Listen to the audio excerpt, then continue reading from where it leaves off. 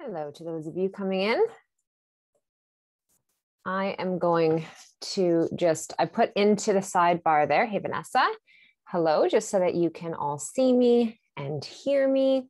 So as you are coming in, I'm going to give a couple minutes for people to get themselves in and get settled.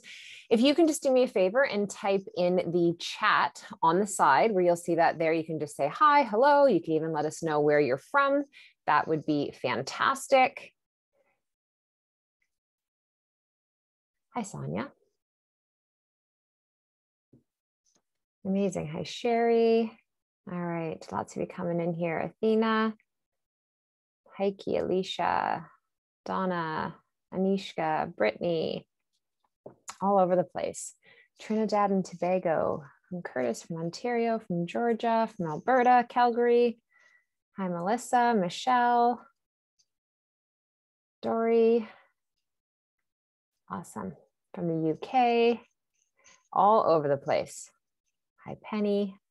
Hi, Karen. Hi, Cecile, Julie. Amazing. All right, lots of you coming in. So this chat bar is really important because this is actually where, when we get to the portion that I'm going to be opening it up for questions, we're going to utilize this for the question section.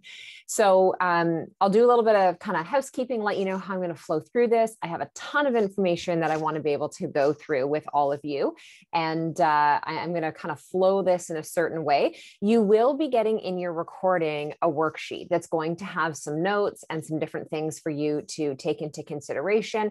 When I'm talking today about test and ranges and those types of things, if this is new information to you, it can be like information overload. And so I'll have some of those rooted down onto the papers for you so that you can, feel like you've got something tangible. The other thing is that you are going to want to listen to the recording again. And that's really where you want to sit down again with your pen and paper, because as I'm talking and moving through it, you can't press pause. I can't even press pause on my brain once I get going. So having the recording is so fantastic. You'll have that moving forward so that you can use that as a tool and a resource for yourself. Hi, Deb. Hi, Angela, Liliane. Amazing. Okay. All right. Hi, Shireen. Okay, so as you are getting yourself settled, the other thing that I would recommend is a few things, actually. So you're with me for about 75 minutes, okay? We're going to finish up here by 12:15 so that you can get into the rest of your weekend. Your devices are turned off, okay? So make sure your ringer is off. I'm really going to ask you, and not even just for me, because obviously I can't see you, but for yourself, you've created the time. Actually create the time. Don't be simultaneously multitasking and scrolling Instagram and Facebook or whatever the things are, TikTok, Snapchat, like I can't even keep up. I really want you to try and stay focused on this. You've shown up here for a reason. There's probably something that you've been struggling with that you're still trying to figure out. And so you will most likely miss the most important piece of information if you're trying to multitask while you are doing this. All right. So if you're here, you are ready to go. You've also got hydration. I've got my water. I've got a tea on the side. I'll have to remind myself to sip. Give me just like a heck yes, let's do this. Like I'm ready in the chat bar and I'm going to get going. So ready. Let's roll. Okay. Yes. Awesome. Well, I'm glad you're excited because this is a really important topic. And, I have been a practitioner. It's crazy. I was just saying to my team last week. So I've been in the industry for 24 years, teaching in the health and fitness environment, but it'll be my 20-year anniversary as a practitioner working as an RHN this coming fall. And so that is huge because the first half of that was doing what so many of us thought that we needed. It was just like making meal plans for people and working as a nutritionist. And I'm not going to say that I didn't get results for people and people didn't feel better, because they did. But I always felt like there was something we weren't able to see, something that was going on beneath the surface, beyond the food that they were choosing or the exercise that they were doing. And in the last 12 years of my practice is really where things leveled up for me in terms of focusing on the endocrine system and on hormones and helping women understand what is going on. if you follow me in Instagram, which is probably how you heard about this, you'll know that yesterday in my stories, I was talking about the fact that when we are trying to learn about our thyroid and our hormones as a whole, that there is so much unlearning and deprogramming that has to happen in us, because you've all been taught the answers live in your doctor's office. If you're fine on blood work, you're fine, that the ranges that are in blood work are the gospel, and that's all that we go on. And anything else that you're feeling that they can't pick up on means that it's just in your head. You need a break. You need an antidepressant. Maybe you should go on the pill. Maybe you should go on this medication, this, that, or the other, but that you are actually clinically fine. And I'm here to tell you that not just as a clinician who is reading functional tests and looking at blood work and other tests that I'll talk about as well too, that in fact is not true for most women. The other thing I want you to come away from today understanding is that no one knows your body like you do. No one.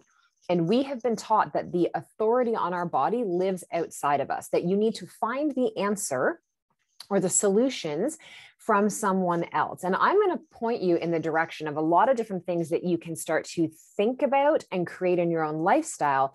But ultimately, you have to be honest enough with yourself about what are you currently doing right now that could be impacting how you're feeling?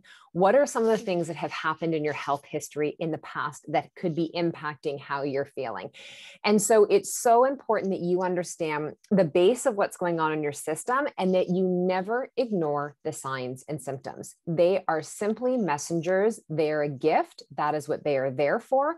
So don't let someone else tell you that that's just in your head. That's not true. I think you're being dramatic about it. That's the biggest thing I want you to take away from this. Okay. Now, I also need to let you know, I am not your practitioner. Okay. Even though some of you on here, I actually literally am your practitioner, and I've worked closely with you in the Hormone Project. In the capacity of what I am talking about today, I am simply a functional diagnostic nutritionist and practitioner who is sharing information with you. I cannot give you recommendations in this webinar on your medications. I also legally can't do that if you're not under my care. I can't do that through social media and on Instagram. And so when people are reaching out and asking, like, I'm on this many milligrams of levothyroxine or Synthroid, and I want to switch to naturally desiccated, I will chat a little bit about those things today, but I am never going to talk to you about milligrams, amounts, the exact, because it is different for every single body. And you can't fast track this. You will never find this answer through Google or Instagram or Facebook. It's not going to happen. You have to work with someone one-on-one.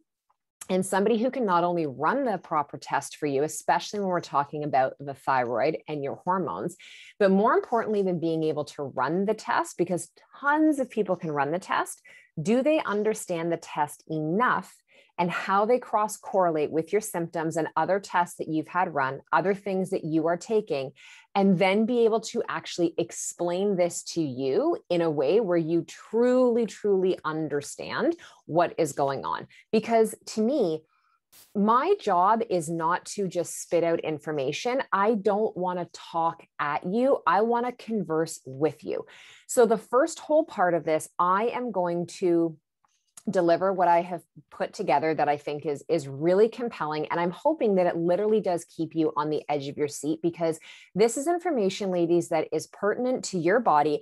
And this may be something that right now you think this isn't relevant, but maybe it was, or maybe it is going to be. Maybe this is information you need to know for your daughter, for your mom, for your sister, for a girlfriend. And that's how I really talk to women. I am not here for comedy hour. I am not here for, science 101. I am here to be the girlfriend that imagine if you had, that could like sit with you on the couch, over a mug of tea and just be like, tell me what's going on. Let's start to work our way backwards through this. That's who I am. No ifs, ands, or buts about it. You're just going to get the me that I am today. Okay. And so we're going to go into that. I also was given a ton of questions ahead of time that I've also feathered into this as well too. And then I will leave time at the end for some Q&A, but I really do feel like I'm going to be answering a lot of the questions that you probably are thinking about as we go through. So, okay, normally I would sit back and say to you, I'm so surprised that there was hundreds and hundreds of you that registered for this, but I actually knew that this was going to be the response. And it's why I decided to host a class about this, because my practice, I only work with women, my team and I, and it has blown up in the last, I'd say 14 months with regards to thyroid symptoms, issues, having been on medication for a long time, and the labs look like they're okay, but her body not feeling okay mentally, physically, or emotionally. And, you know, it's amazing when we get to work with women in a one-on-one capacity within our practice. But not every woman is going to say yes to themselves in that way. Not every woman is going to come into the hormone project with us. And my thought is always, okay, yes, here I run a business. This is what we do. But every woman deserves the information. And so that's why we put the content we do out on Instagram. It's why I'm hosting free webinars like this, because I want you to know and understand. And if you're the woman that every time you have gone to a practitioner or to your doctor's office is told you're fine, you will start to believe that story. And then you'll dismiss it and just think that you're feeling like garbage for other things going on. So I was not surprised at the amount of women that we had registered for today. And I actually just want to congratulate you on making this decision and saying yes to yourself. So this is for those of you who have a thyroid issue going on. This is for those of you who think you might have a thyroid issue going on. And as I was saying before, we have to do some unlearning, right? And we have to do some reprogramming and new learning. So most women are taught that your thyroid, it is simply there for your metabolic function. Your thyroid, when it's in balance, that's how you lose weight. And that's not true. That is one small piece of what your thyroid is actually doing. Your thyroid is, yes, responsible for your metabolic function and your weight, but it's responsible for your energy, for your ability to focus and to concentrate. So if you are scattered, if you have brain fog, if you have a million unfinished things that are happening, either literally or in your head and in your heart, this can be an issue. It is about your hair, your skin, your nails, tissue growth and formation. Your thyroid is intimately connected to your digestive system and your bowels. If you don't have a healthy amount of free T3 in your system, you will have difficulty with motility, which means having healthy, regular bowel movements. Your thyroid is also involved in your body temperature. So if you are cold all the time, maybe it's just your extremities, like your hands and your feet are freezing, but your core is hot. Maybe you're going through different, periods of time where temperature is up and temperature is down. This is where some of your actual endocrine and sex hormones can come into this. Maybe you have menstrual issues. You have an irregular cycle, really heavy, painful periods, a non-existent period, a period that's late. You have fertility issues now, or you struggled to get pregnant. You suffered from miscarriages. Postpartum absolutely rocked you, or you're going through perimenopause. And so everything feels like it's in flux. Your thyroid plays a massive role in every single one of those things that I just talked about. Your thyroid is also so important as you're transitioning into menopause and beyond, which is why one of the largest growing group of women who are put on thyroid medication, it's when they hit menopause or within 5 years after. The weight gain happens, the sleep inconsistency, the vaginal dryness, the hot flashes, the mood swings, the decrease in cognition. And yes, this can happen as a result of no longer ovulating, therefore no longer having a healthy amount of progesterone, decrease in estradiol from the ovaries.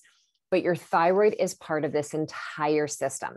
And if women aren't being tested appropriately and not being checked and having like a full, like it's so crazy to me when, doctors are saying, well, we're going to do like your annual full physical. If you were to actually see what a full physical should be for a woman every single year versus what it is that we are getting. And now let's think about this in the last year when everything has gone virtual. Like I have a woman in practice and her next appointment with me is not for another week or so, whose pap smear has been scheduled virtually. I'm like, what? Like, are they sending you the duck bill? Are you getting a swab that you have to do yourself? I don't follow how that is something that we're going to be able to do virtually to make sure that everything is going on okay. So That's a big part of it. Now, for that woman who goes into menopause, who was not supported during her fertility years, who was not supported during perimenopause, if she is at all feeling like she's on the brink and she's exhausted and she's stressed, and there's all these, like, if you look at each one thing, you're like, I can manage the one thing, I can manage that, but you start to add these all up, menopause is going to rock this woman. Okay. And we're going to go deeper into some of these things. Your thyroid also is very much part of what's happening with your mood, and it interacts with your neurotransmitters, dopamine and serotonin. So think like dopamine, this is your pleasure hormone. Serotonin is your feel-good hormone and your happy hormone. When those are out of balance and we're feeling depressed and we're feeling overwhelmed and anxious, or we're looking for that somewhere else, right? From your chocolate, from your wine, from your shopping, from sex, from whatever it is, from gratification online. How many likes did I get? You know, how many shares? All of this is playing into it. And your thyroid is ultimately, when we're talking about mood, what's going to have a huge pull on how you feel, your heart rate. Here's the other thing women don't know is your thyroid is part of what is controlling your cholesterol. And cholesterol is so important as a woman because it's the main building block of your hormones. So your free T3 and actually vitamin A as well, that's what's needed in order to convert your cortisol into steroid hormones like DHEA, estrogen, testosterone, cortisol, aldosterone. They all need cholesterol. And the problem is that we keep getting, told fear cholesterol. If your cholesterol is going up, like get rid of your saturated fats. I'm here to tell you that's not true. In fact, those saturated fats are going to help your body and help your cholesterol. It's going to be things like looking at your relationship with sugar, looking at your relationship with alcohol, how healthy is your liver. So your thyroid produces some of your free T3, but your body actually has to shuttle more T4 than it does T3 down to your liver, a little bit of the kidneys and some of the other periphery are involved too, and the gut, in order to actually create the conversion for free T3. This is your metabolically active thyroid hormone. And if T3 is low or T4 is low, or there's a conversion issue, you are going to have issues where you're going to see cholesterol is going to increase as a result of this. And I see it all the time. I see that in the blood work, the cholesterol is high. And then I ask the woman, well, explain to me what you're eating. And she's not having any of the things that you would think would increase her cholesterol. And then we take our attention over to her free T4, her free T3, her reverse T3. We look at those three components and we'll talk all about the blood work. And now you see suboptimal or low ranges. Or the woman who was put on levothyroxine Synthroid, which is only T4, and is only being tested her TSH and her free T4 every month, never testing her free T3. And she's on medication and she is told your labs are totally fine, but she's not feeling fine because no one's digging deeper and looking beyond that and recognizing if this woman's T3 is lower, she's not converting. We're going to see high cholesterol. She's going to struggle with her weight. She's going to struggle with a lot of the same symptoms that happened before she went on the medication. Okay. So if that's something where you're like, that just clicked, write that down on your paper, because when I get to the question part, that's when we can go back there. Now, with your thyroid, remember what I'm saying here, like it's converting T4 to T3.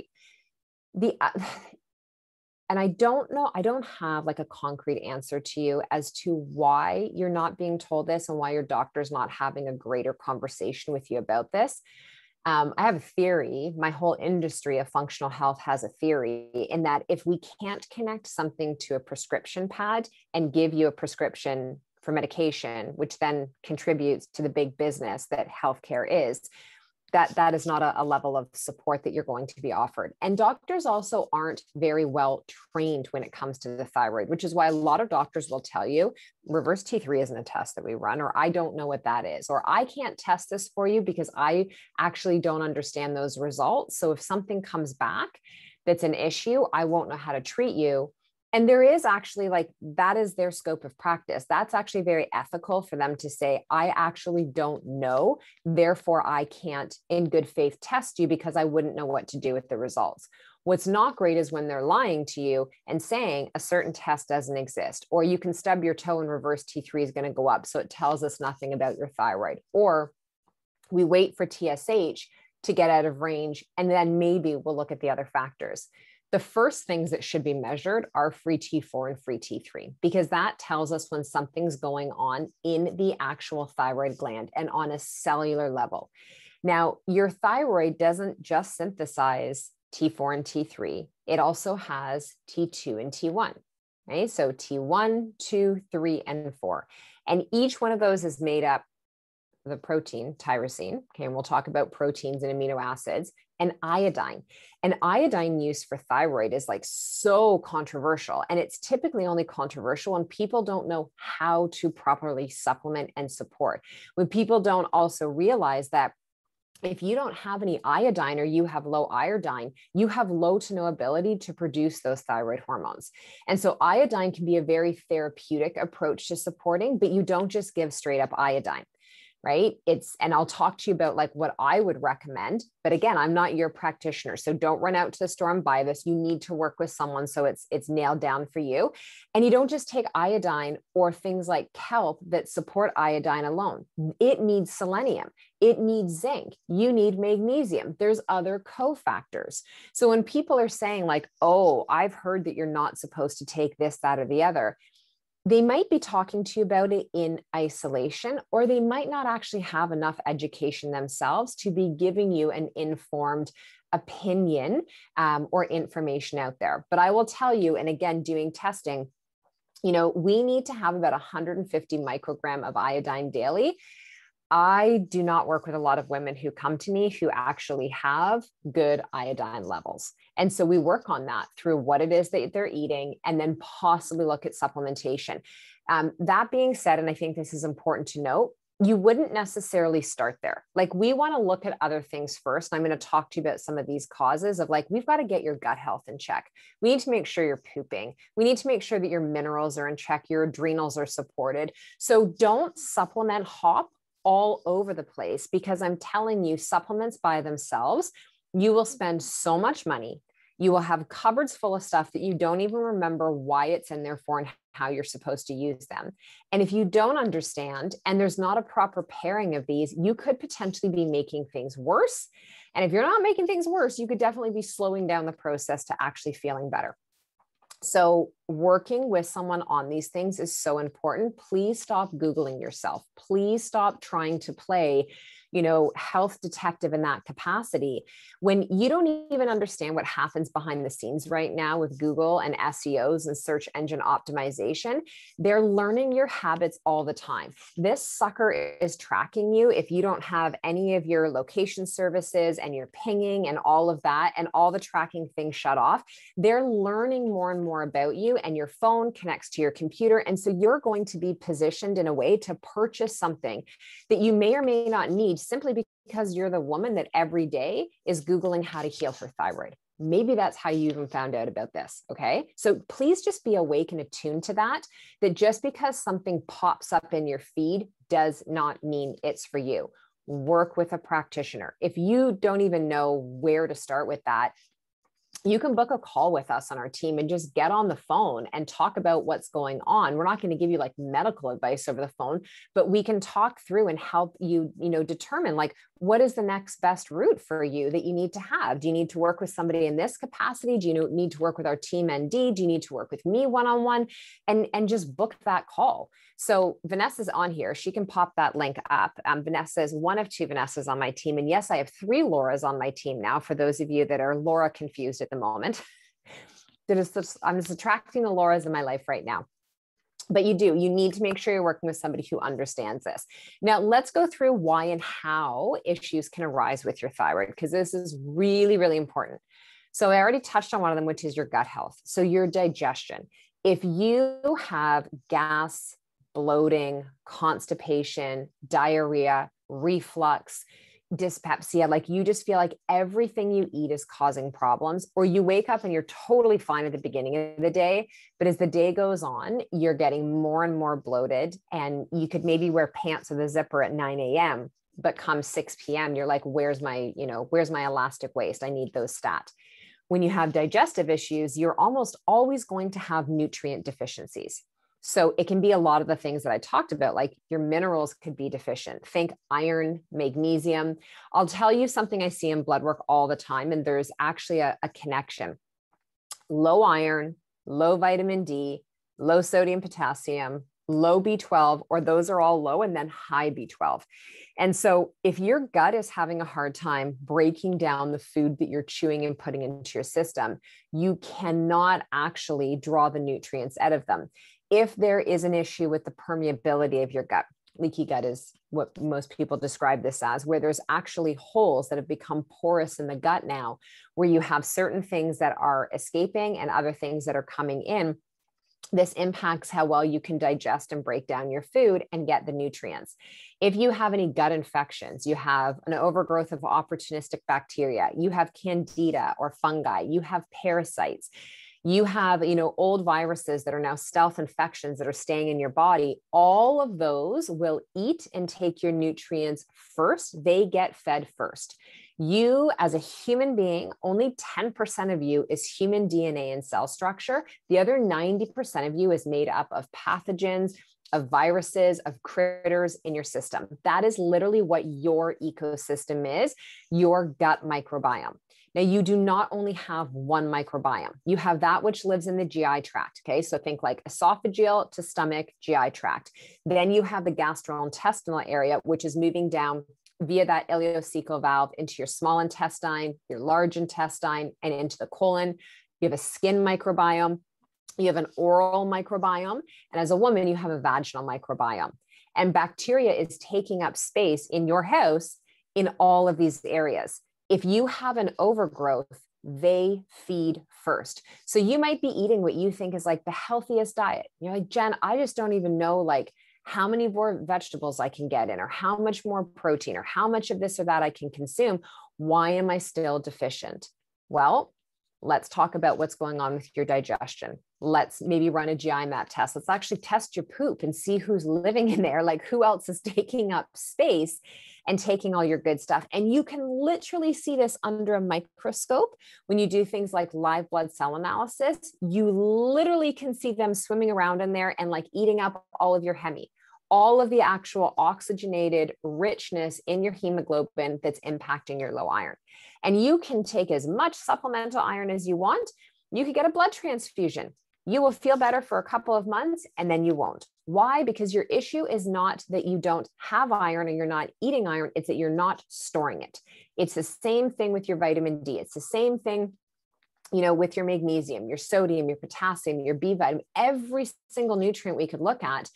We have to come back to what's happening within the gut. So you've got to work on that. You have to zip up the issue with those deficiencies. You have to work on balancing your insulin. So if you have blood sugar instability and you have insulin resistance or leptin resistance, and this is an issue for you, that if you don't eat within a certain period of time, you get hangry. Your sugar cravings are through the roof.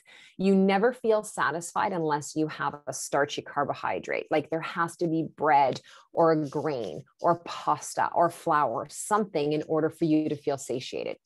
If you have an imbalance in your HPA axis, so whenever you hear people say, my adrenals are toast, I have adrenal fatigue, I have adrenal burnout, my adrenals are on overdrive, that's not actually the true case when we look at your body. What that means is there is a miscommunication happening between how your brain and your hypothalamus and pituitary gland are picking up everything around you.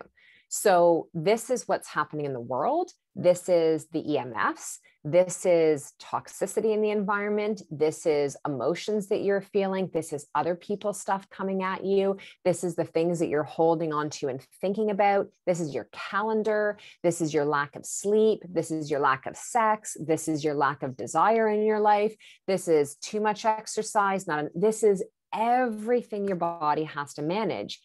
And that brain, it is sending out, it's like the command center. So it's sending out messages to your adrenal glands that are supporting your nervous system and your ovaries.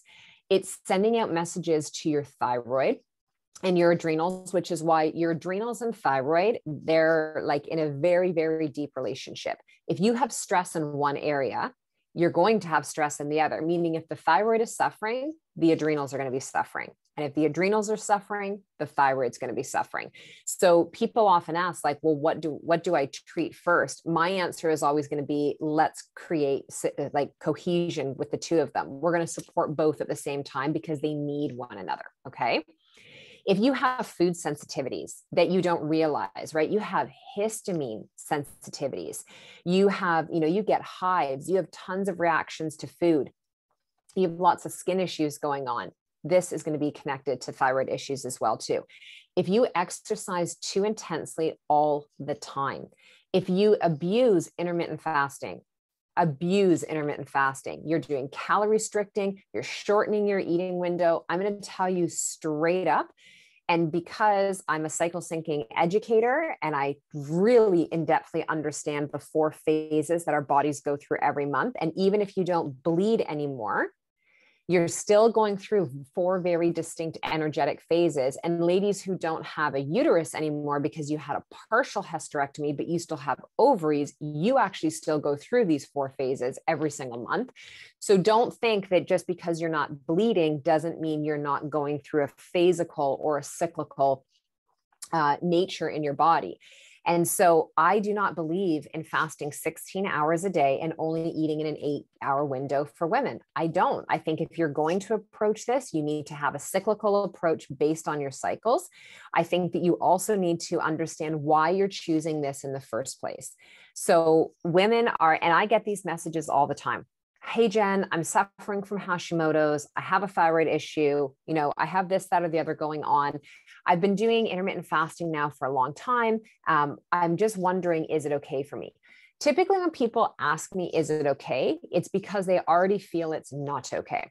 And then I will ask another question and say, well, how do you feel? Well, I kind of feel like maybe I shouldn't be. And some days it's harder than the other. But I'm terrified of gaining weight. And so the reason that most people have chosen, most women, to pick up intermittent fasting is not because they're interested in the autophagy that happens and in, the increased length in telomeres and the longevity piece and how this, switches different usages in our body and some of the things that can improve your health. They're doing it because they want to lose weight. And that is the slippery slope. And it actually, to me, it makes me so sad when I see this happening to women, because it creates a really unhealthy relationship with food and now the clock. So now not only do you maybe fear certain foods, but you also fear eating outside of those windows.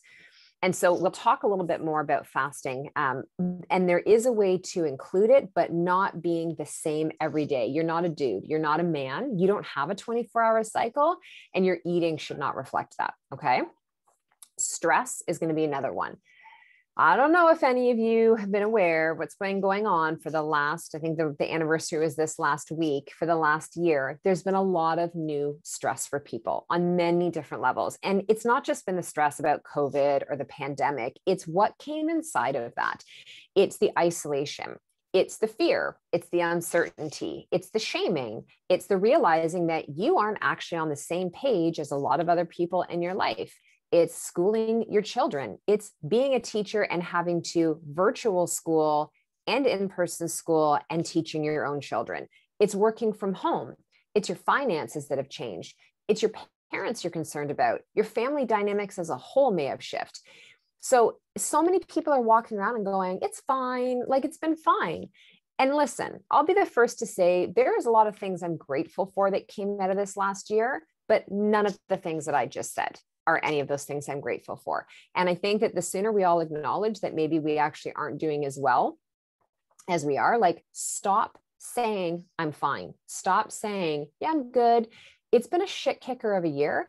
And your body, ladies, especially if you've not been honest about this, has been wearing a shackle that is like 10 times the load that you were ever designed to take on. So this is not about like, we're resilient. We can get through this. We've been through worse. That's not the point. The point is that if you have not been getting the support that you need, if you have been so stressed and so exhausted by everything going on that you're not eating healthy, that you've now adopted all of these patterns that are putting stress on your thyroid, you deserve better, and that's not okay. Inflammation is going to go up. Things that are going to crank that thyroid are going to be excess alcohol. How many more people are drinking more wine and booze this year? A ton. Those sales went up. Too much caffeine. Here's the other issue of doing the fasting is that if every day is starting with 1 to 2 coffees, MCT oils, adding all the things, this is the purpose of that, and why women love it is it suppresses their appetite and it gives them energy and they can keep going without eating. How much sugar are you consuming? How much gluten? Gluten, this is not just a fad. Gluten directly affects the tissue within a healthy thyroid gland. So if you have thyroid issues, and especially if you have elevated antibodies, getting that gluten out and cross-reactive gluten ingredients is going to be really important. If you're on medication, this can impact your thyroid. This is a big one for women who are on the birth control pill, and especially young girls is, we're not taught that it suppresses your ovulation. It shuts down that pituitary function in the brain. It impacts the gut microbiome like an antibiotic does. It draws all the minerals from your body and puts massive stress on your thyroid. No woman's told that, because if you were told these things, you most likely wouldn't subscribe to these things. If you have a history of mold exposure, any other autoimmune illnesses, radiation, so many of these things can impact your thyroid. The other big one for women is that maybe you had a subclinical thyroid issue going into a pregnancy, and no one explained to you that your baby is completely dependent on your thyroid hormones until they can start producing their own. And so you can see if you have any issues or you had underlying issues, these numbers move all over the place. And then you go and give birth, you deliver the baby and the placenta, you lose more than 50% of your progesterone, your neurotransmitters are rocked, you're not getting appropriate sleep, your prolactin goes through the roof because you're trying to produce breast milk, you're trying to navigate nursing, all these different schedules, you're meeting this little person who can't speak. There's a lot going on, and women on so many levels aren't set up for that. And if your body is vulnerable, it can feel like someone has pulled the rug out from underneath you. And there's a huge connection with postpartum thyroiditis and that year after baby. And then women now are like, have all these issues. And they actually get treated last because you're a new mom. Of course you're tired. You haven't gotten your period back. Well, that's because, you've just had a baby or you're nursing. Oh, your hair's falling out. That's just the postpartum hair loss. Oh, you're feeling sad. That's just postpartum depression. But she's not getting properly tested. So if that's you, you need to push for those tests so you understand what's going on, because you don't need to feel that way.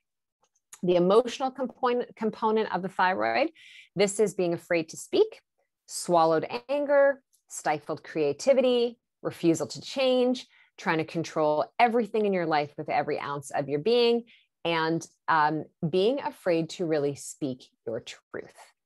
So it's like, what are you holding right here, right? There's a massive, massive component to that.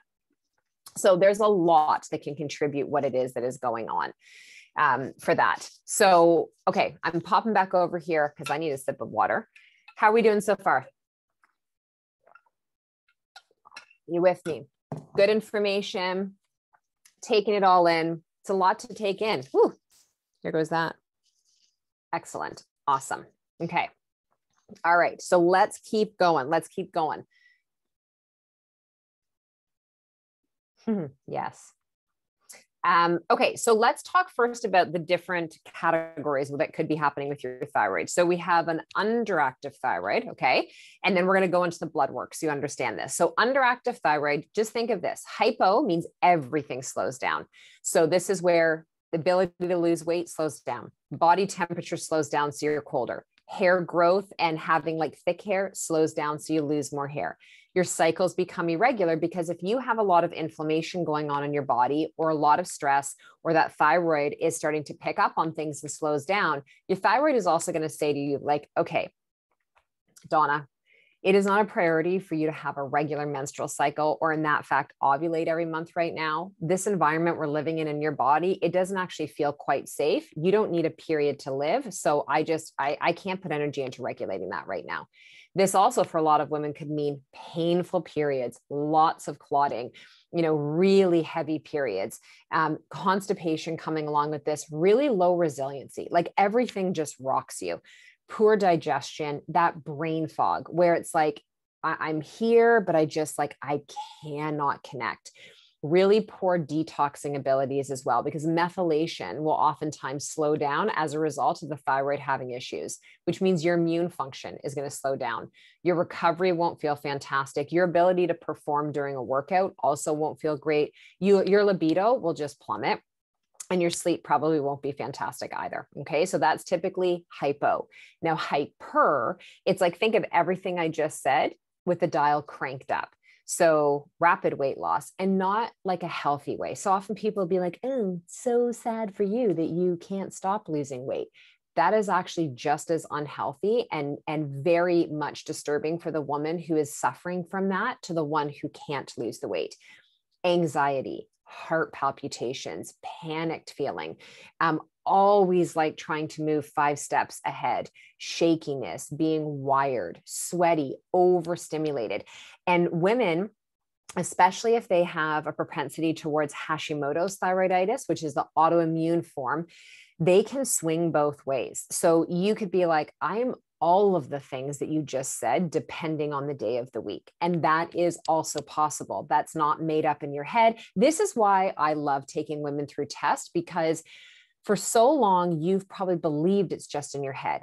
I'm telling you, when somebody spends the time to take you through all of your results and explain it to you, no matter what information is there, and no matter how overwhelming it is, you sit back and you are like, oh my God, like just knowing that there is actually something going on. And this isn't just in my head. I can see it in my results. Here it is in my chemistry. Like I get goosebumps talking about that, because this is what we experience every single day in practice with women. And you see them just like, oh my gosh, this whole time, like, here it is. And they have a sense of relief, because it's like, thank God that I was right. I knew something was off. They just probably haven't yet worked with the person who can help them make those connections. Okay. Now, there is an autoimmune form of hyperactive, which is Graves. Graves is much less common than Hashimoto's, the hypo. And so when this is happening, the autoimmune attack is happening on your TSH receptors, and it makes way too much thyroid hormone. And that's why you can have everything speed up. Also, oftentimes that you'll notice like a protrusion of the eyes, a goiter as well too, and thicker, redder skin and rougher skin. They tend to be more like rosacea, dryness, those types of things, as opposed to somebody who has hypothyroidism, which if you're hypo, you can also have the dry skin, but it's very different. Like you could look at a woman and not really know she's suffering from an underactive thyroid. It's typically very prevalent when a woman is suffering from too much, because you'll see it in her. You just want to go over and be like, are you okay? Because she's going to look like how she is actually feeling. Hashi's, which is like the short form of it. So Hashimoto's thyroiditis. It is said that more than 80 to 90% of people who have been diagnosed with an underactive thyroid are actually really suffering from the autoimmune version. Now, why is it that the statistics can say that, yet the testing has not caught up to speed? Here's the thing. If you've never had your thyroid antibodies, which are thyroid peroxidase, which on a test is going to be TPO, or your thyroglobulin antibodies, which will be TGAB, if you've never had those tested, then there is no way of anybody knowing whether or not you actually have Hashimoto's, because that's the definitive piece. We need to look at the other thyroid factors and some other blood markers, but you have to have those two done. And you'll typically have to, like, you got to build a case for yourself in your doctor's office nowadays to get those pieces done. And, you know, we walk women through this. We build out scripts for them. We help to coach them on how to approach this conversation. I will say that there are so many ways we can circumvent that system now. If, you know, when we're working with women in Ontario, because provincially it's all different, and worldwide it's different. We have a naturopath on our team that can help those women immediately get the testing that they need. We also have labs that we use across the world where we can circumvent. You can pay out of pocket, order the lab, you get sent the requisition, you go to a local blood lab, you get the blood work done, and then it is sent back to that lab where they have physicians on team. And then we get the results of that and can take you through everything that's going on. So there are ways to work around this. But I will tell you that, especially here in Canada, the first question any woman asks when she's suffering is, well, is that covered? And it's like, if the answer is no, then it's like, well, then I guess that option's not available to me. You have to stop thinking like that. We have been trained to only go for the things that the system is going to provide you. I'm going to tell you straight up, your government has zero fucking interest in your health. Flat out, not mincing any words around it. So the longer you rely on your government and your governing bodies to be responsible for your testing, for your health care, for any type of preventative or systematic work moving forward, the longer you're going to feel like garbage. Flat out. There's no other way around this. I am telling you, if you truly have something going on and you really need to know what's going on in your body, you're going to have to pay out of pocket. Maybe you're going to have to save up for it. Maybe you're not going to buy this thing this month because you need to go and buy the testing to get that done. If you actually have that much suffering going on, I want to stop you in your tracks right now. Stop buying more supplements. Stop going and buying, more meal plans and all the things that you think you need until you actually can work with someone or go and get the testing done and understand what's happening in your body. You are wasting more money, more time, and more energy going all the way around it, as opposed to just going like literally bullseye right to the middle. Because then okay, this thing I'm doing, this actually is a really good thing I should keep doing based on what's happening in my body. These things over here, I don't have to worry myself with that anymore. I don't need to do it, right? So it's like, this is how you create simplicity and ease, is you go right to it in a very direct manner to know what's going on and how you can manage it. So with the Hashimoto's, you'll have a lot of the same symptoms primarily as the underactive thyroid, but you can also have some of those hyperactive symptoms as well too, which is why in this case, you cannot just look at the symptom picture, because they are both very similar for women who are suffering from Hashies. And depending on when you get this woman in her life, where she's at in her cycle, if there has been traumatic stress, okay, this one I see often. If I look back, I had the signs and symptoms, but I could always manage them. And then I got a divorce. I lost a loved one. I lost my house. I lost my job. I lost a child. Whatever that thing is that happened, it's like that was the final straw. And now she feels like she just woke up one morning and everything just blew up in her system. It was there the whole time. But if we can manage something, if we can suppress it, medicate it, ignore it, we can just get by. You don't realize that every single time that you use one of those measures as a way to support your body, that's building. And it's a slow graph. It's slow. And then until you hit this peak. And then you look back and you're like, oh my gosh, this has actually been going on for years or decades. And it is an average of 8 to 10 years for women to get properly diagnosed with a thyroid disease if they stay in the medical system. 8 to 10 years. You have to go through umpteen different things unless you get a doctor. And listen, like, we need doctors. Like, I cannot prescribe you Synthroid if you need Synthroid. And some people need to have Synthroid. So don't also confuse the fact that if you have to be on thyroid medication, like if you do not have a thyroid, you have to be on thyroid medication or you will die. So we are very grateful to have the opportunity to have tools like this, but they are not the only thing. And it is not the only way. That is where complementary health comes into account. Utilize what we are so grateful to have in Western medicine, and then complement it with some of the other holistic and more functional and more natural and bio individual, meaning it's your body that's giving us the information, those steps into what your strategy is. Okay. Now, lowering antibodies. So here's the thing, when we are looking at antibodies, if you've had this done on your blood work. So if you look at the markers, I think off top of mind, like TPO is, they're going to say we want it to be like less than 35 and TGAB is going to be less than 40. I like to see it less than 15 and 20 respectively. Okay. Now, if it's sitting kind of in that suboptimal range where, say, we want thyroid peroxidase to be lower than 35 and yours is at like 29. That is not need for medication. That's not need for panic. That is need for, okay, Anne, this is the result that I see here. So I am going to work with you to clean some things up that could be creating the aggravation and actually causing the elevated thyroid antibodies. We're going to work with your body based on this. We're going to retest, in about 4 to 6 months, because you need time, ladies.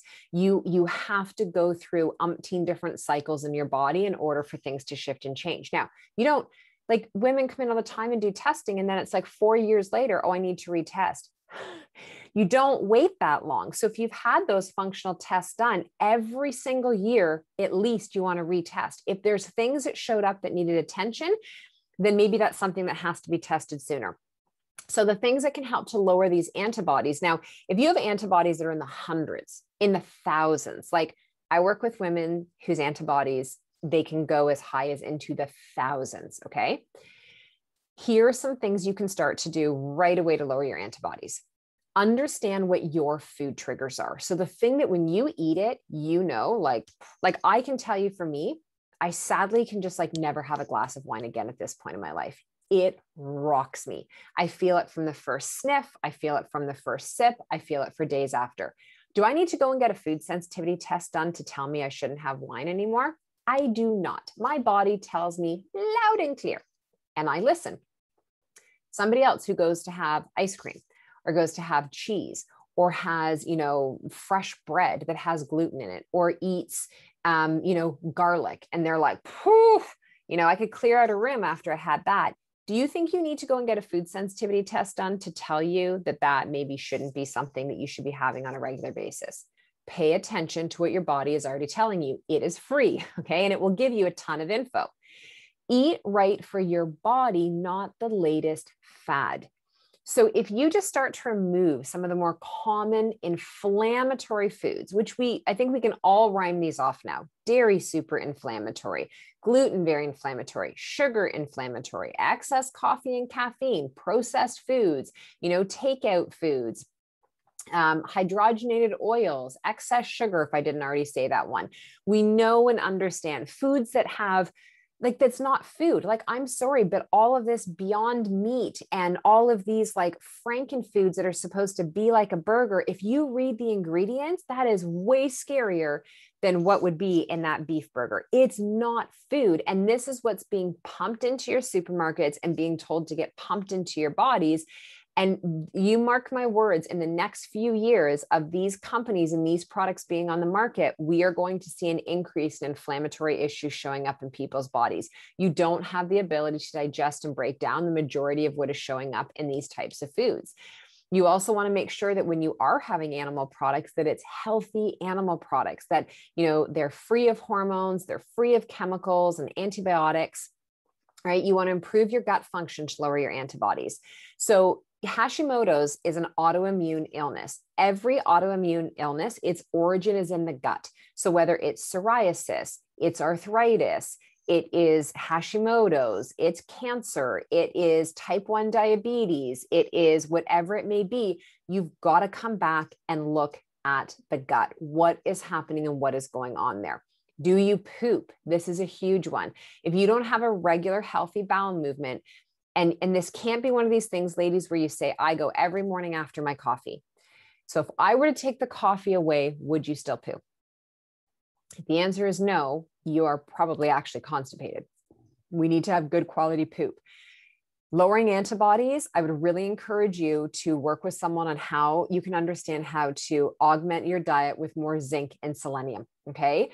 Zinc and selenium are so critical for the thyroid. Selenium is crucial for that T4, T3 conversion. And I'm going to talk to you a little bit about some of the foods that are rich in those as we go deeper down. The other thing to be careful of is the amount of PUFAs that you are consuming, and that is your polyunsaturated fats. So this is like having way too many nut butters, seed butters, or nuts, seeds. Like, if all your protein, you're like, yeah, I get protein throughout the day. I have 2 spoonfuls of almond butter, and then I have, a handful of cashews. And then later I'm eating Brazil nuts. And then I have macadamia nuts at night. And I use soybean oil and corn oil, and I use safflower oil, and, all of that. Having those, like, listen, those are healthy foods, but if that becomes your thing, and this was me years ago, and I would chat about it online, where I was like, I'm just going to park myself with a spoon in my almond butter jar every day. And when I was working deeper with my Chinese medicine doctor, there was a lot of heat showing up in my body. There was stagnation in my liver. My thyroid was starting to actually show signs of my TSH becoming hyper, so overactive, but my gland starting to become underactive. I was suffering from acne. One of the biggest things was, let's test and see if I reduce the amount of nuts and seeds and nut butters and seed butters and all of those things that I was getting in, what would happen? So I still have those foods. I have them every single week, but I'm not using that in place of a meal. And that's the big difference, right? And I still do seed cycling, but again, I'm not doing that in place of an actual meal.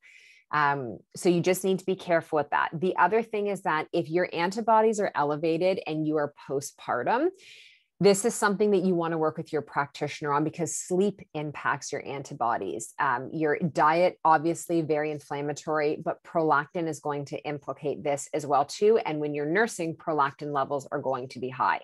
The other thing with your antibodies, helping to get those down, is your level of stress and your level of rest. So if you are burnt out or you're burning the candle at both ends, you've got to be really careful. The other thing I want you to think about, not just in regards to your thyroid antibodies, but your thyroid as a whole, is I'm going to pull it back to the fasting piece. Okay. This is, it's a slippery slope for women. So you might actually feel great in the beginning. We could start you on anything new. And in the beginning, because it's a shift for your body and a bit of a cleanup, it's going to feel great. But then you have to pay attention to, well, how do you feel now consistently moving forward? You know, I think that if you're going to do intermittent fasting, like I do intermittent fasting, but I do it based on my cycle. So I shifted. I always go 12 hours between dinner and breakfast. So that's like, if you eat dinner at 7 o'clock, you're not going to have breakfast until 7 p.m.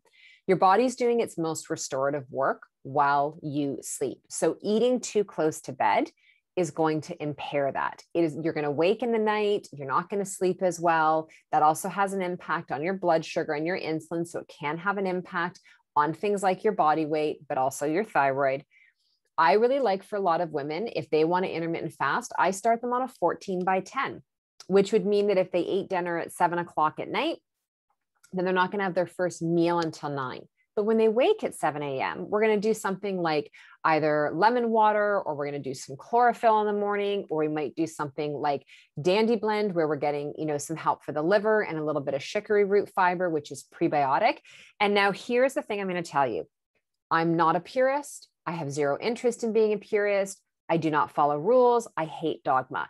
So when someone is like, oh, but like having the 4 grams of carbohydrates in the Dandy Blend is going to break my fast, or having the 9 grams of collagen that is supporting the lining of my gut, my hair, my skin, collagen's your most abundant protein, is going to break my fast, I'll just go have black coffee with MCT oil because it's just pure fat and it's not breaking my fast. I can't help you. I can't, because if you have all these autoimmune conditions, your gut function is not going well, you have adrenal issues going on, and you're so committed to the black coffee that's supercharged with MCT oil every single morning, and you still have all these other health issues going on, but that's part of like your weight loss plan. I'm not saying you have to stop drinking coffee, but we need to like support you in a way to upgrade it, even changing the amount that you're having, the quality that you are choosing.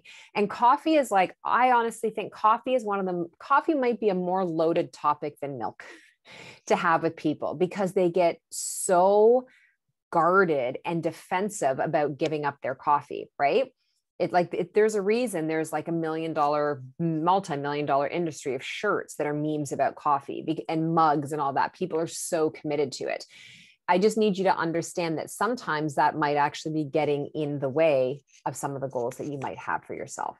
So just, pay attention to that. But I like it being cyclical. So in the follicular phase, which is like from when your period ends until you're ovulating, just on the other side of it, your body is much more insulin sensitive. It can actually do a bit better with maybe those longer periods. So maybe instead of 14 hours, you might do 15, maybe 2 times a week, you do a 16-hour fast.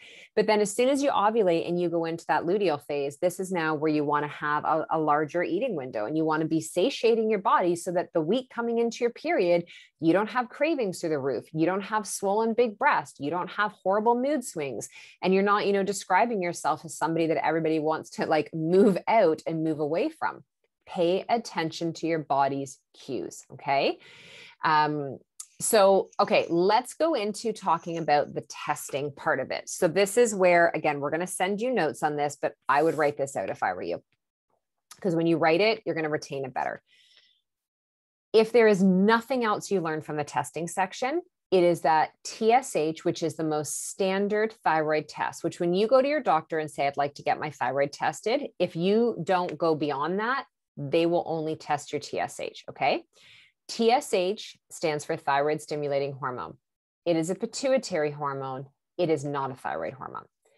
So testing your thyroid by measuring that first is actually so illogical and the root of so many issues with women suffering for years longer than they need to, because that is telling us the signaling mechanism from the brain to the thyroid. It is not telling us now the thyroid has received this information. What are the actual hormones it's producing in the amount?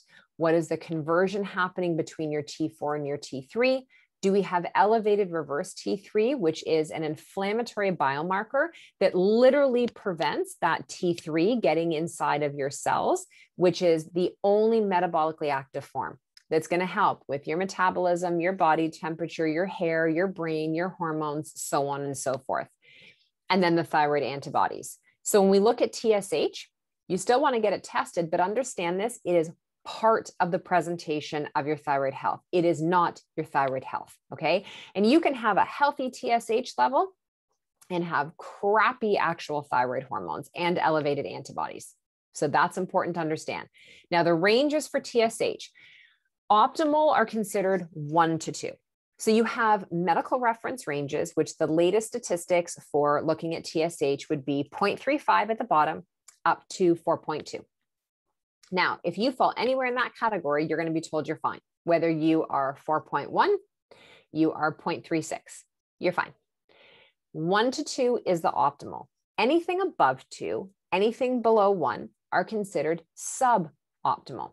Suboptimal is actually where I try to catch things for people and teach them about what is going on before it moves out of the medical range, which now we have a bigger issue going on, which now might possibly lead to medication and take longer. So if you have a thyroid or a TSH rather, that's 2.46, you're on that cusp. This is essentially your body going, hey, Jen, I just need to let you know, like, don't panic. I'm getting tired. I'm not functioning as well as I know that I can, or I used to be able to for you. I need you to press pause and just like ask yourself, maybe what are some of the things that we need to pay attention to and to change. Now, if you don't know this looking at your blood work, or you don't get a copy of your blood work, you're never going to have this conversation with yourself. That's where someone like myself comes in, is to actually show you and identify. And here's what I do with women all the time is, if you've been feeling like garbage for years and you say, I've been going and getting blood work, I'm going to be like, send me your blood work. And then I'm going to pull it up on the screen with you. And I'm going to show you over the years of what's been going on. Okay. See how your TSH was at like 1.99 here. And then the next year it was like at 3.74. And then it was at 2.84. And then it jumped up to 5. And then you see how this has been happening. Okay. So I need you to tell me more now. Like, let's go deeper on this. What's been happening in life? What also has been happening with your symptoms building over the years? Awesome. Okay, let's go down and look at your free T4. See how they never used to test it here, and then they only tested that, but then not your free. And I start to help you connect all these dots so it starts to make sense. Because ladies, if you like, again, I'm not here to tell you, I'm here to communicate this with you. And so that you start to actually think about this and that you start to ask your own questions to be better informed. Because if you don't understand it and you walk away from a session or you walk out from your appointment and you're like, it's fine. He said something and I don't remember. You're not going to make a change in your lifestyle. Women are hardwired to only make changes when you feel fat, when you feel in, and these are the words that come to us all the time as practitioner. I feel fat. I feel gross. I feel disconnected from my body. I'm at the edge. I'm exhausted. Something has to change. Instead of, I noticed in my results, this was going on. I also know that apparently that's like a suboptimal number. I want to get in front of this. I don't want to wait until I'm feeling, exhausted and crying and I can't function and do all of this, that, or the other. I want to get working on this right now.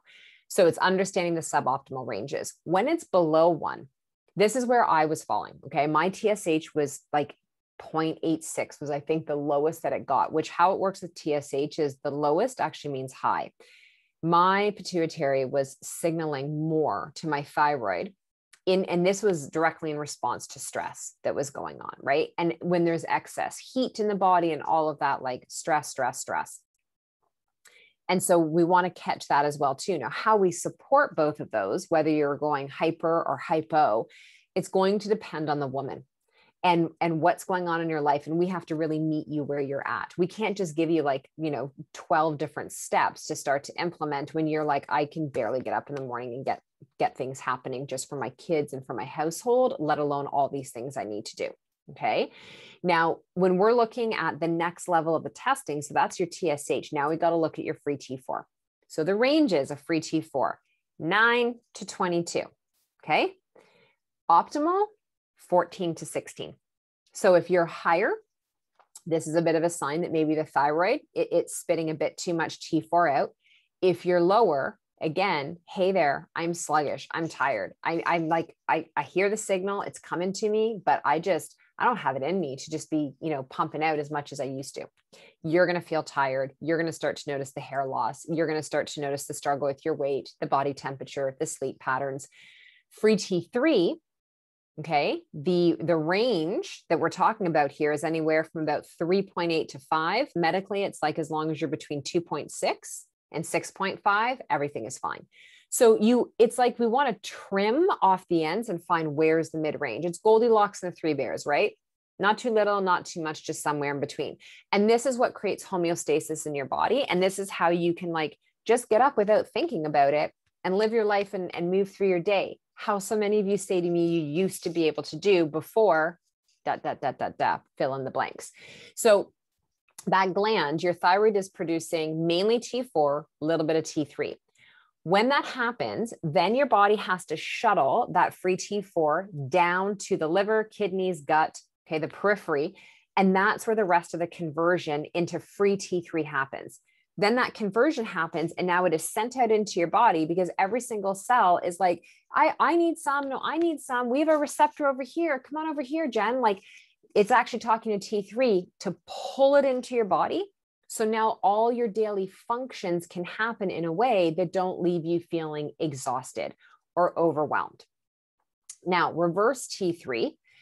And if you get this done like in Canada, this is the one, oh my gosh, it's like such a struggle to get tested right now. They send it to the US and then it gets sent back to the lab. So it's the same thing like with the vitamin D, how when you get that tested, you'll get all your other blood work back. And then it's going to be like a week later or 2 weeks later that those results come in. So just know that. Now, reverse T3, it goes up due to inflammation. It goes up due to low iron. It goes up due to high cortisol. And we want to see reverse T3 less than 20. Okay, less than 20. Now, we talked about those thyroid antibodies, but there's a couple of other labs that I look for in blood work with women to help paint the full picture. Because again, we're not trying to just isolate. Like holistic health is looking at the whole picture, the whole body, the whole person. So I like to see B12. Now, B12 is an interesting one in blood work. If you show really high B12, it doesn't mean you're taking too much. It probably means you're not absorbing it. It probably means that you are not pulling it into the cells and into the tissue, and it is circulating in the blood and in the body. Okay. I like to see B12 somewhere between like 400 and 650. That's the range that I like to see it in. The other thing to understand B12 is your absorption happens in the small intestine. So if you have candida, yeast, parasites, itchy bum at night, lots of digestive issues going on, constipation or diarrhea, anything kind of in between, that can be one of the issues why a lot of your nutrients are showing up low in your blood work. You don't just pump more and more and more supplements in. I like a really good quality B complex as a base to get the little bits. Sometimes I'll give additional sublingual B12, depending on how the woman describes her energy, but we don't just do more. Vitamin D, I like the vitamin D levels somewhere in the neighborhood of sitting around like, 1 to 120. But vitamin D, when you're low, you don't just go and jack up and take 10, 20, 30,000 international units to try to get it back up. Why is the vitamin D low in the first place? Is it actually that you're not eating foods rich in it? Are you not supplementing? Are you having an inability to actually uptake it? Do you have a calcium shelf? I just need to close this one blind for a second. It's blinding my eyeballs, the sun. Hold on.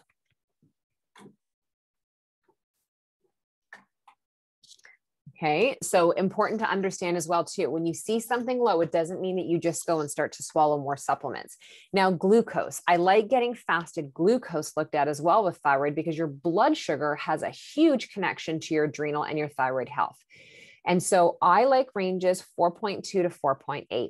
It's important, ladies, when you're getting your blood work done, that it's not random glucose, that it's fasting glucose, okay? That is really important.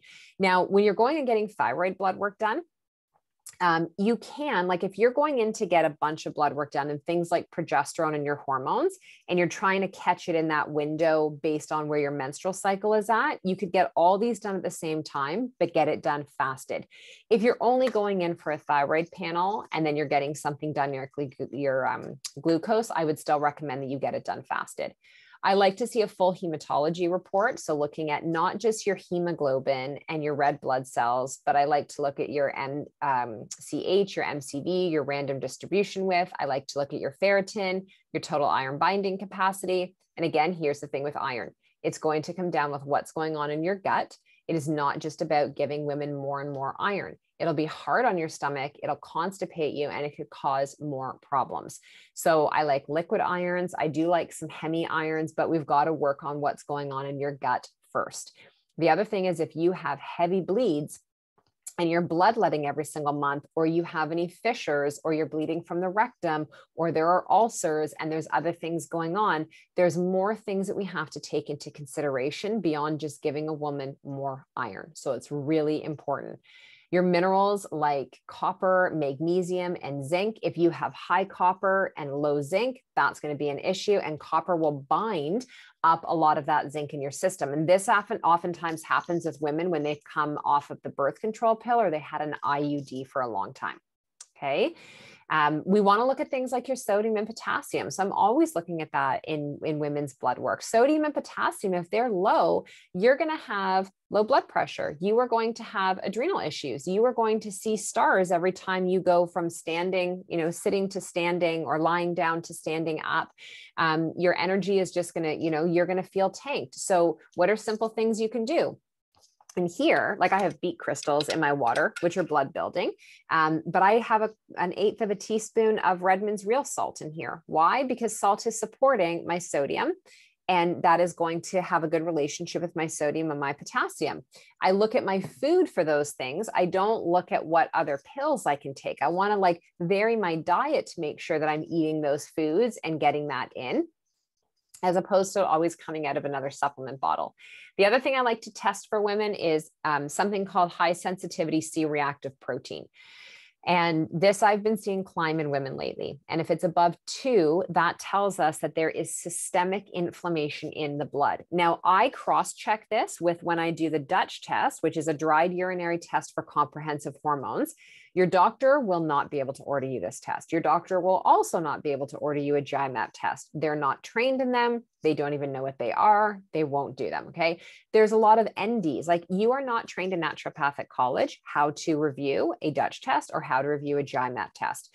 This is something you have to go and do above and beyond. Now, any of those practitioners can order the test, but that doesn't mean that you should order it with them. If they don't understand the test, you can be guided down a very slippery slope of wrong information.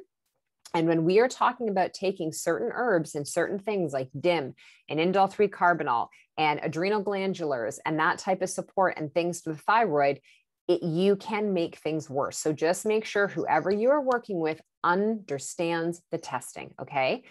And so with the Dutch, there's a marker called 8-OHDG. And so we test your inflammation in your blood. Your blood is a snapshot. Think of it like a selfie. If I were to go and get my blood work done right now, it's going to tell me the sum of what is happening right now in my body.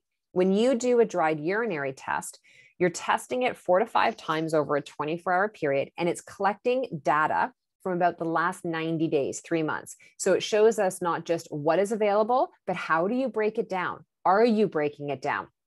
Are there issues of detoxification? What we can pick up as an inflammatory marker in the urine is actually things that show us DNA damage, oxidative stress on a cellular level, neurotransmitters, organic acids, your adrenal function. We can literally see in a 24-hour period how much cortisol do your 2 adrenal glands actually produce in your body. Out of the amount they're producing, how much of it is actually freely available for you to access in a 24-hour period? Do you have any cortisol available to you, or do your kidneys kick it into cortisone and clear it out faster than you can actually use it? The reason that the functional test and pulling them together is so important, this is what's going to pull you out of your head and drop you into your body. And this is what's going to help you to make so much sense of all of these frustrating symptoms and sensations that you're having, and everyone keeps telling you you're fine. These are the things that you can't see and are not going to get from simply going for your annual physical.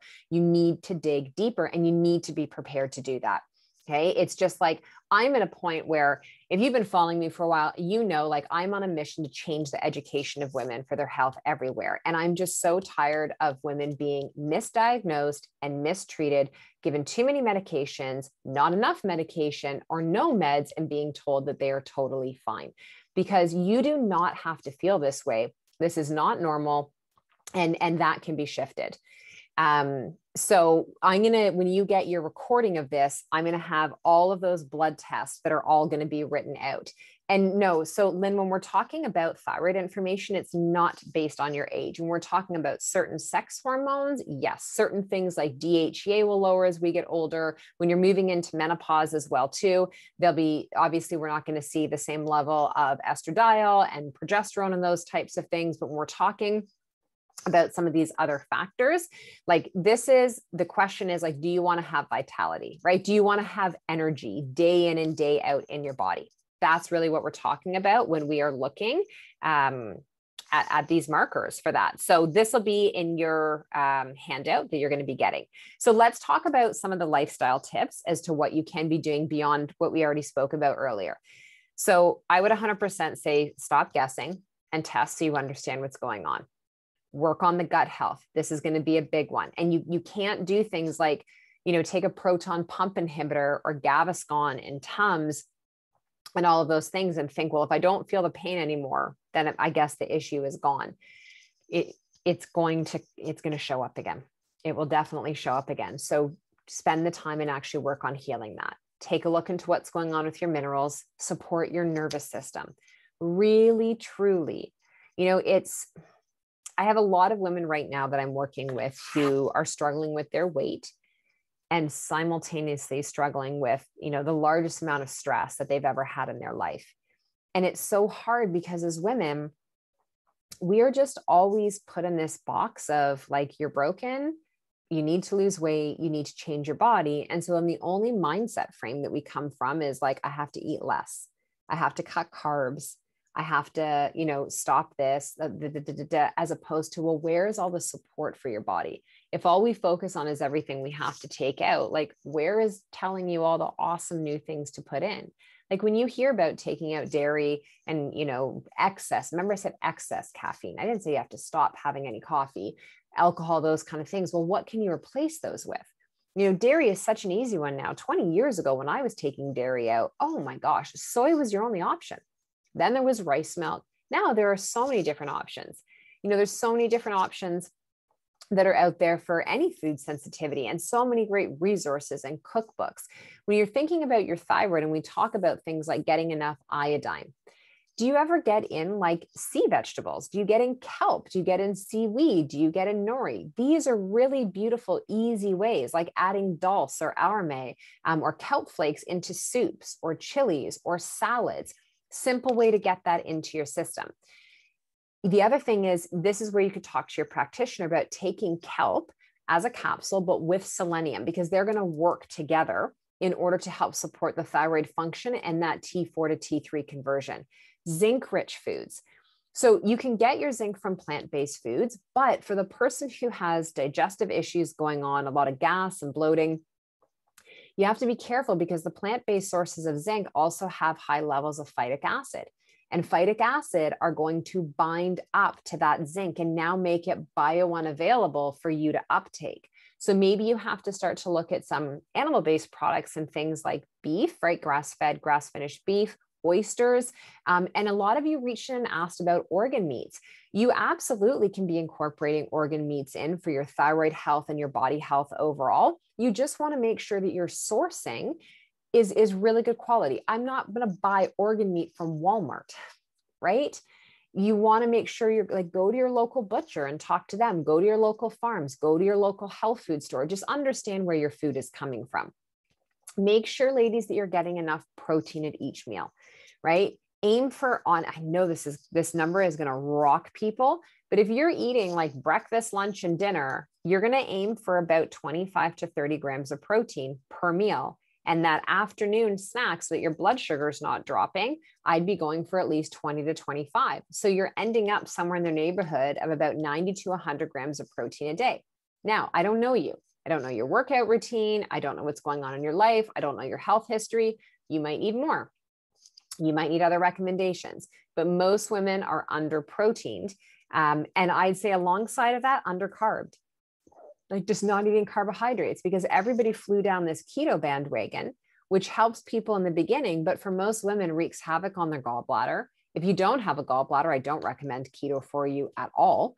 And it distorted our relationship with carbohydrates. And now people are afraid to have a banana or carrots or a sweet potato because that's too high in sugar, but not afraid to have a glass of wine.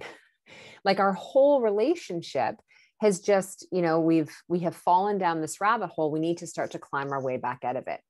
Think too about your magnesium that you're getting in for your body. There's all different forms of magnesium. So again, understanding, depending on the issues you have going on, what the best forms could be of magnesium. Citrate is great if you have bowel issues, like you don't go to the bathroom. Bisglycinate is pretty easy to uptake. Threonate is great if you have a history of brain injury or concussion or just that brain fog. So there's a few different ones to look at. Your things like omega-3s, really important to get in. Your B vitamins and B-rich foods. B vitamins, ladies, are so important because they support methylation in your body, which is supporting detoxification of toxicity, but also excess estrogen in your system. Vitamin C is important for your adrenals, your vitamin D, and then mitochondrial support, right? So it's like when you're looking at your plate, where's your color? Where's like all that vibrancy? That's where the nutrients are that are going to come into your system. And you might need to use digestive enzymes if you have gas and bloating from your food. Maybe you need digestive bitters, or maybe you need an actual digestive enzyme, okay? Blood sugar support, we've chatted about. Your exercise. So be very mindful how you're moving your body. If you have a thyroid issue going on and you have a lot of inflammation, be very careful with how much high intensity HIIT training, CrossFit, power spin, those types of things are that you're going to do. Maybe incorporate more walking, do spin, but on a more gentle level. Focused strength training, right? Like break it up so that you've got, upper body that you train, lower body, or maybe you break it down to smaller body parts. Yoga, Pilates, it's beautiful. It's getting there. We're like almost there at spring. Walking, rollerblading, swimming. What do you love to do? Get out in the fresh air as well. That is definitely going to help you. Your sleep. We need more sleep than men as women, period, which is ironic because they fall asleep in 2 seconds at any time, anywhere.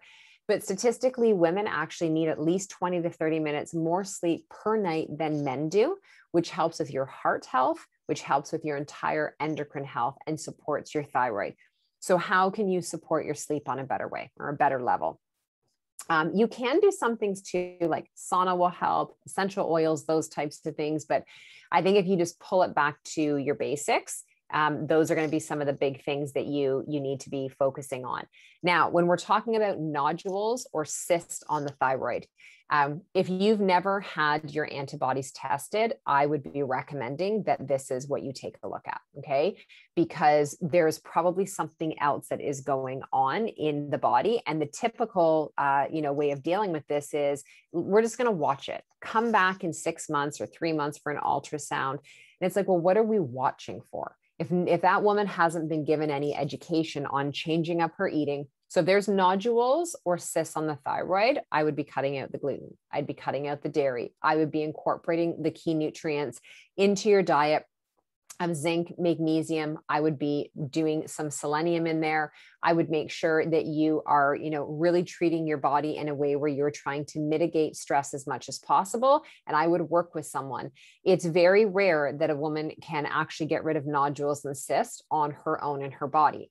And I'm not saying to you, like, we can 100% get rid of those for you. But what I'm telling you is that we can help to support your body where the impact or the damage potentially, because a lot of women who have those nodules and cysts will have to get part of the thyroid or the full thyroid removed, could be a lot less that you would have to deal with.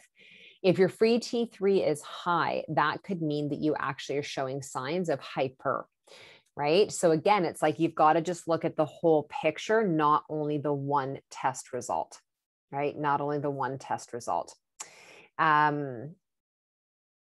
So Brittany, the units, it depends where you live, and you'll see that in your actual, I'm just looking at some of the questions now. You'll see that in your actual guide, in your handout. What can cause low magnesium? Many things. So first thing is you're going to look at, like, how much magnesium rich food are you consuming? Are you supplementing with it? What's going on a gut level?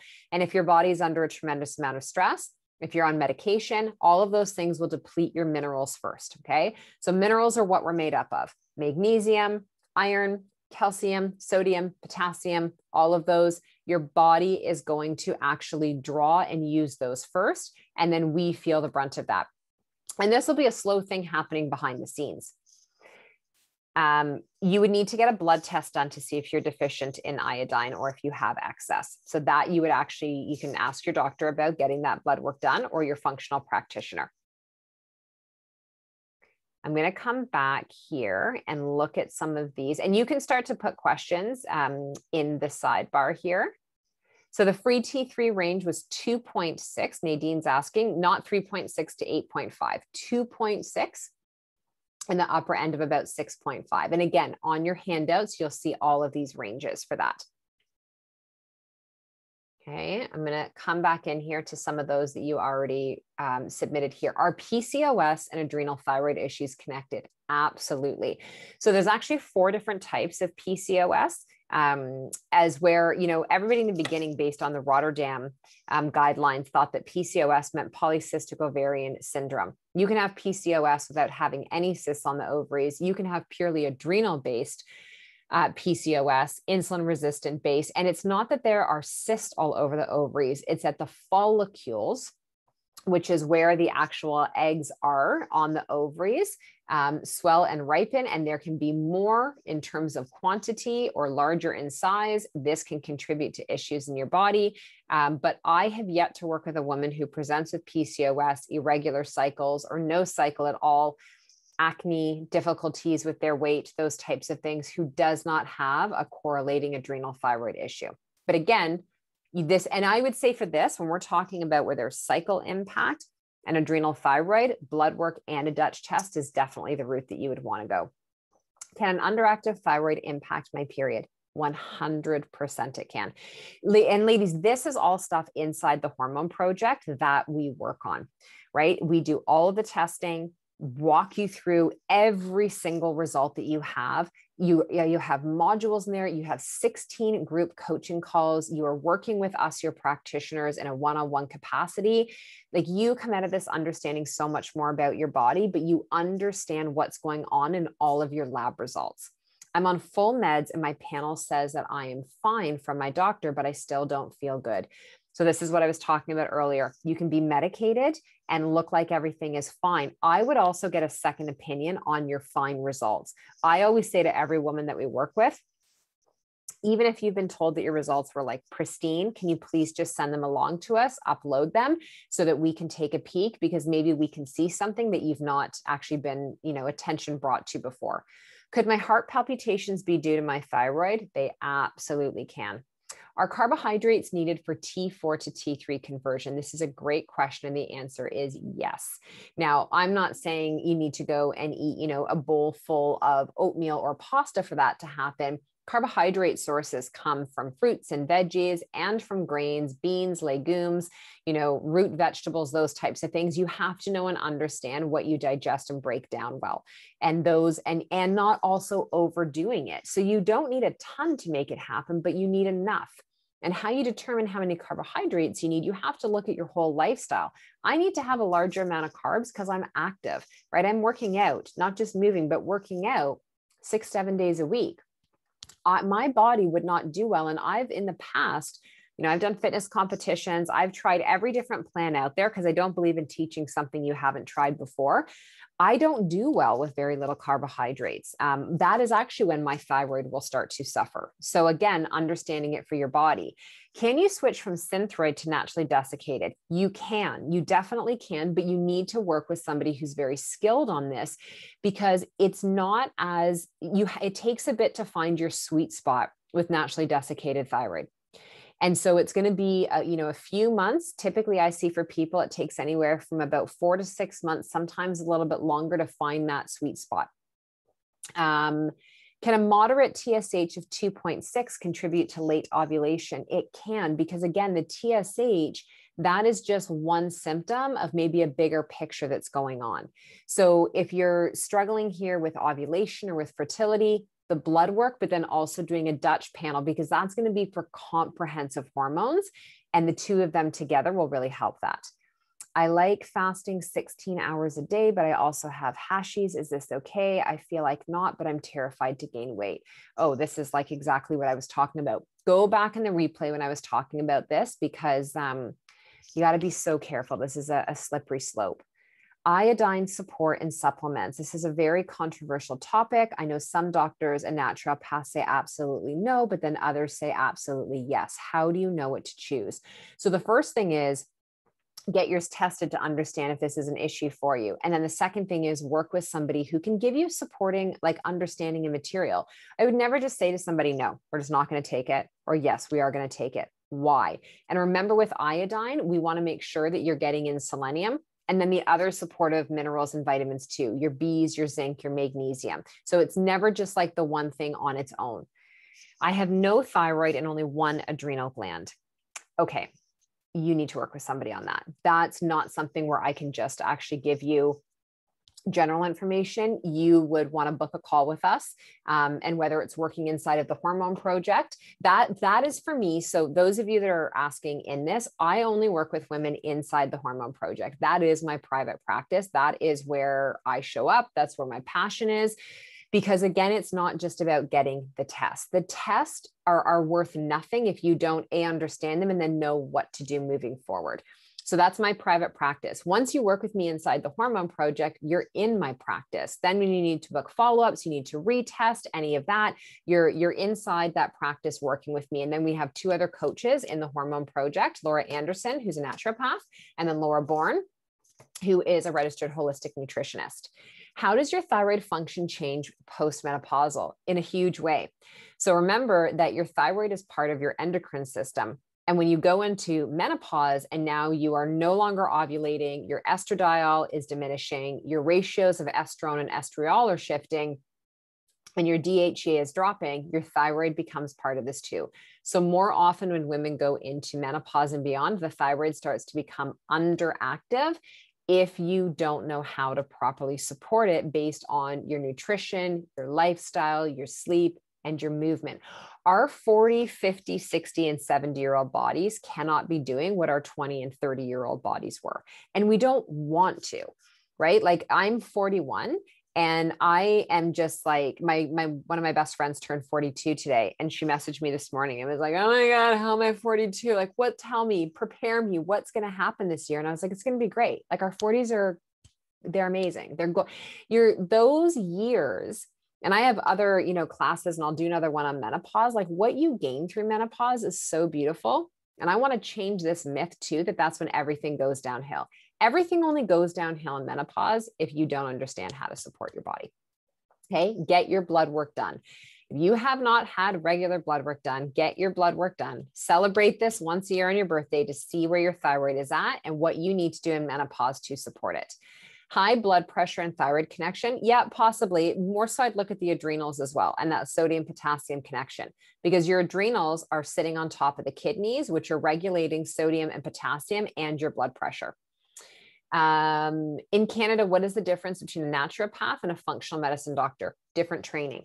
So naturopathic college, functional medicine doctors, you have to actually go to either FMU, which is a functional medicine university.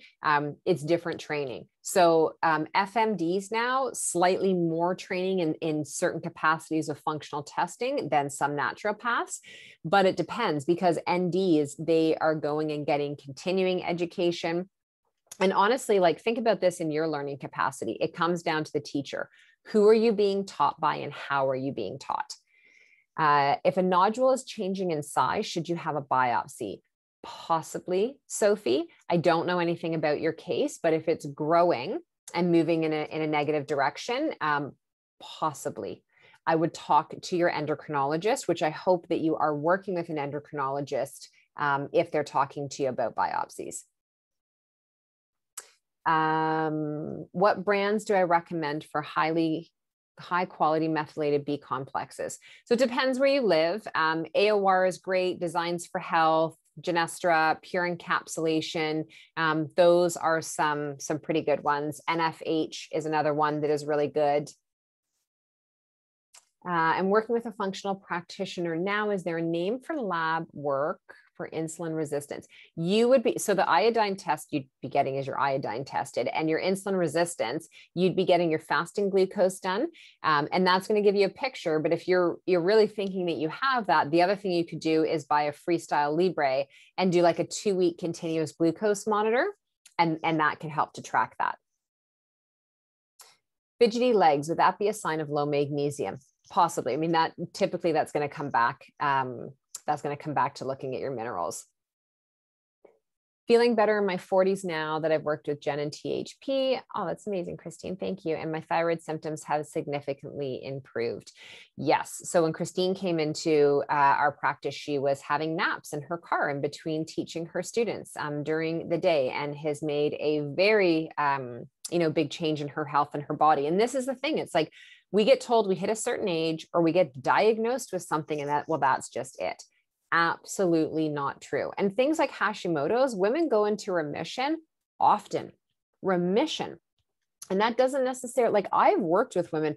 If you go back to my podcast, my sister shares her story. My sister was actually able to get off her medication. Now, I will tell you that happens a lot less often. But definitely going into remission of your symptoms, being on a lower dose of medication, just know this, there's no final write-off for your body. Just because one person had to stay on something forever, or one person had this experience, or in your doctor's opinion, that doesn't mean that is what is true for your body. Okay. All right. We are 25-1. This has been a while. Any other questions? I got through a lot that were submitted on Instagram. Yes, and Vanessa's posted there. Yeah, if you're interested in working with me or any of our coaches in the Hormone Project, just apply. You can book a discovery call with us as well too, and get on the phone. I will be straight up honest with you, and so will my team, whether or not this is a fit for you, whether we refer you out to someone else or whatever it may be. But, just do not put yourself in a position where you think that this is your destiny and that you are just going to feel tired and overwhelmed forever. And the other thing I would say, ladies, is that when you're making that decision to actually start to do something about your health, show up and do it for your health, right? Like, Stop giving up on yourself. Trust me, I have kids. I'm running 2 businesses. I understand how tiring life and all of it can be. I'm working out of my fucking bedroom, okay? No one leaves my house. They're here all the time. I feel it. But in the same token, my health is non-negotiable. So if I have to choose between cleaning up what's going on downstairs or eating a better meal for myself or getting outside for a walk, I am always going to choose me over the other things because they can wait. You and your health cannot. Okay. Once registered for the Hormone Project, can you still do one-on-one consultations? Yes, you can. And you can actually book additional calls with myself or our coaches. And that, Sarah, is how, or Saya, is how you actually get into my practice. Women I work with, they come through the Hormone Project first, and then that's how I work with them moving forward. You are welcome, Donna. What if organic or grass-fed is not available to you? On that one, I would just start to be very careful of what it is that you were choosing. Also look online if there are things that can be shipped or delivered to you for that. And if you can't, then maybe just minimize some of the animal products that you are having that you know are coming from bigger commercial companies. If you have low free T4, but too high free T3, what is going on?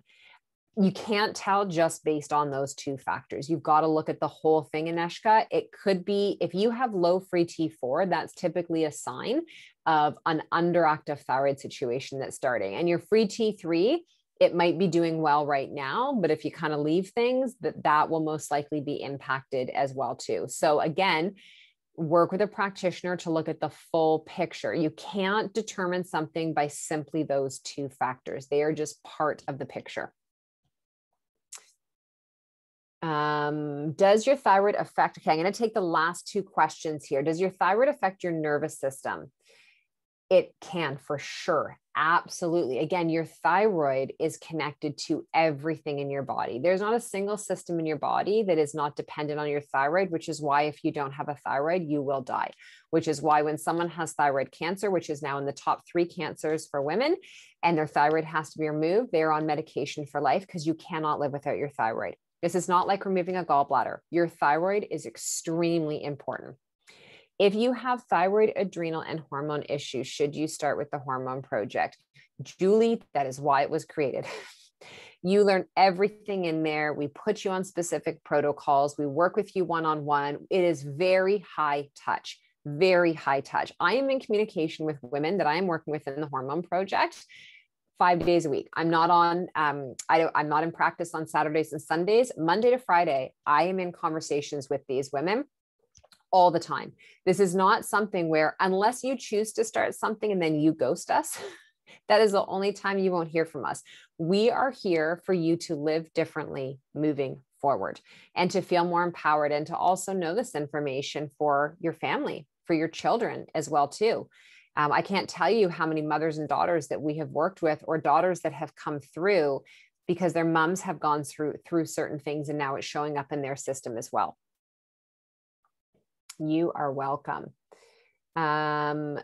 Would the Hormone Project be beneficial for someone without a thyroid? 100%, Rita. Absolutely. Because you need to, this is where like the relearning and the deprogramming has to happen of how now to take care and support your body. We have to make sure your gut and your liver are functioning so well without that thyroid and be supporting your nervous system and your adrenals. That becomes our top priority.